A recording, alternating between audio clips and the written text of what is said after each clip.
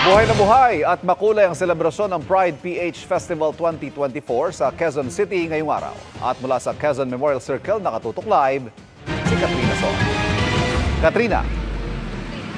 Ivan, inaasahan nga na libo-libo ang magsasama-sama ngayon sa Quezon Memorial Circle para sa ginaganap ngayon na Pride PH Festival 2024. Puno ng kasiyahan at kulay. Samahan pa ng iba't ibang costumes sa mga formang pang-runway. Ganyan ang Love Laban to Everyone. Pride PH Festival 2024 sa Quezon Memorial Circle ngayong araw para sa Pride Month. Pinangunahan ito ng Pride PH katuwang ang Quezon City LGU. We have to always remember that Pride is a protest. Kahit may mga kasiyahan tayo, tandaan natin na malayo pa ang ating laban sa pakikipagbaka sa karapatan ng mga LGBT community.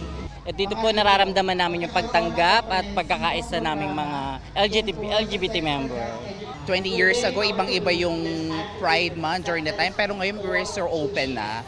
Ang gaan lang sa pakiramdam na maging totoo sa sarili mo. Para may pagtanggol namin ang aming karapatan, para maisa boses namin ang aming mga pinaglalaban dahil tao rin naman kami. May mga booth din tulad ng libreng HIV testing na ito. Kasama nga sa aktibidad ang pagmamarcha ng mga lumuhok rito mula dito sa Tomas Morato sa Quezon City patungo nga yan sa Quezon Memorial Circle. Naging maingay at buhay na buhay ang parada. Ang mga grupo, kanya-kanyang mga pakulo. May mga bandang tumutugtog. May float na may iba't ibang disenyo. Pero lahat, sumasalamin umano sa pagkakaisa at pagmamahal para sa lahat.